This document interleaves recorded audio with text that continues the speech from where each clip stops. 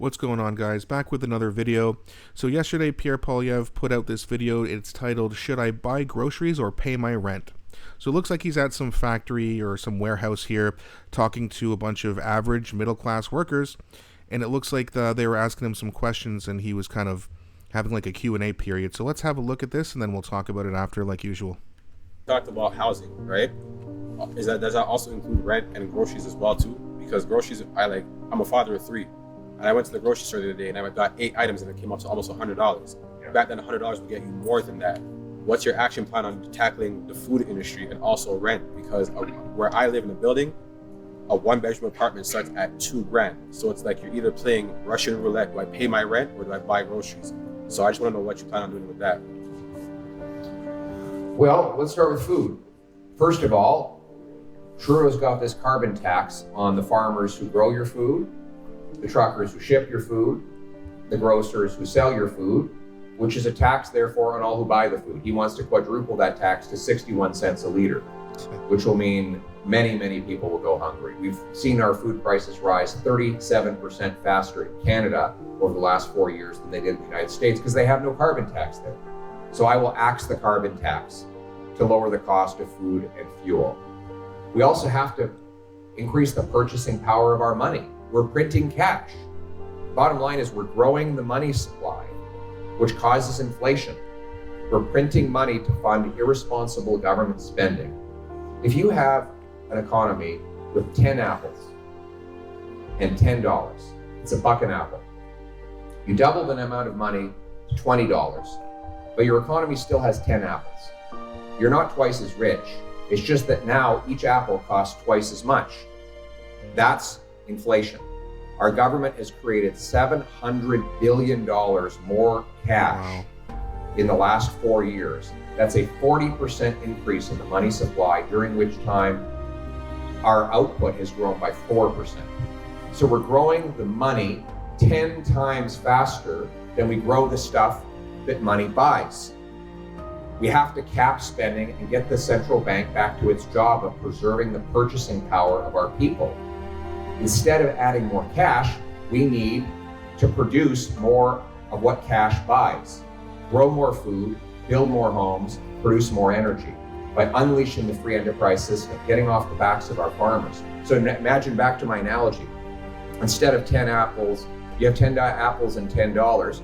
Imagine if you doubled the number of apples that you grow. You have 20 apples and $10. Now each apple is 50 cents. We have to produce more of the stuff that money buys rather than creating more cash. The same is true with homes. Right now we don't have enough homes. Why is it that we don't have enough homes? It doesn't make any sense.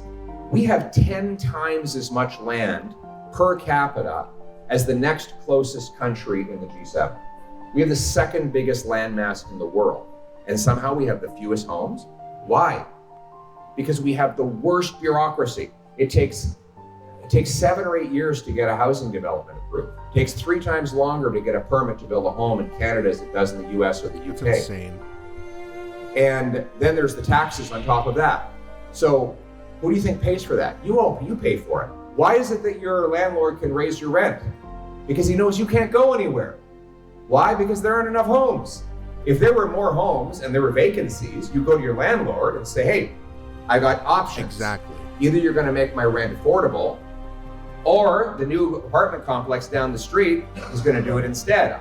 I'm going to pack my things and leave, and I'm going to pay my rent to him. Absolutely. But right now you have nowhere to go because it's impossible for that competitor to build his place. So we have to get the bureaucracy out of the way and let builders build.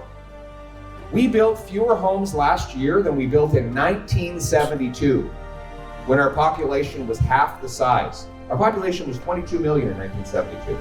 It was 41 million last year. And we built more homes in 1970. It's just insane. So I will be slashing the bureaucracy to speed up permits, free up land.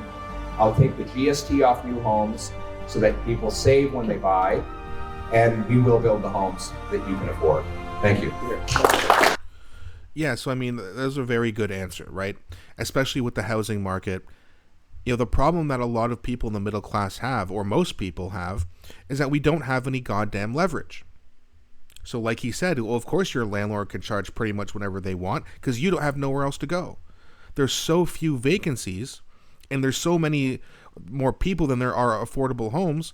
These landlords are going, hey, what are they going to do? Leave and pay money to move? Save up first and last just to go pay $2,000 down the road? Or they could just stay here and pay $2,000. It's actually cheaper for you to stay and pay the $2,000. So you're kind of screwed. However, if more houses, affordable houses are built, you have a situation where it's like, hey, I'm paying $2,000 here for one bedroom. Well, the new complex down the street, I can pay half of that for one place, for a one bedroom place. Well, now it is cheaper for you to leave, even though you're going to have to save up first and last. Well, first and last is basically 1 month of payment or 1 month of your rent payment where you're currently living. Of course, you're going to leave if rent is half the price, but you don't have that option. Name one person, or any of you in the comment section, do you have the option if you're paying whether it's $1,500 or $2,000 a month?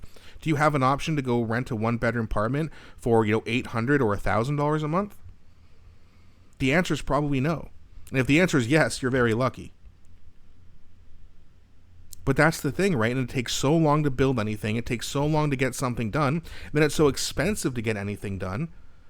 The costs are going to be passed on to the consumer, as it always has been and as it always will be.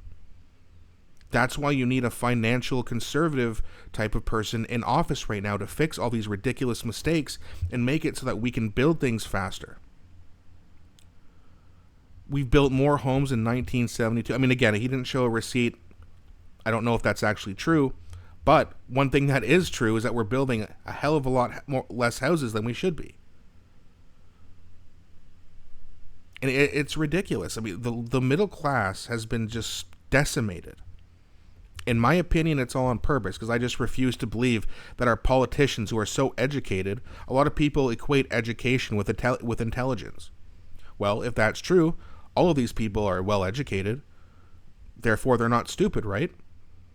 Well, if they're not stupid and they're not doing this on accident, that means they're doing it on purpose and they're evil. A lot of people don't agree with me on that. No, it's not on purpose. They're not evil. Well, then that means you think that they're stupid. And that means if they're stupid and they're educated, that means education isn't worth anything, is it? But that's just my 2 cents. Let me know what you guys think in the comment section. What do you think about Pierre Poilievre's performance in this video? Please don't be shy. I really enjoy engaging with you guys. Also, please don't forget to like and subscribe, as it really does help me grow the channel. Thanks so much for watching, and I'll be back shortly with a new video.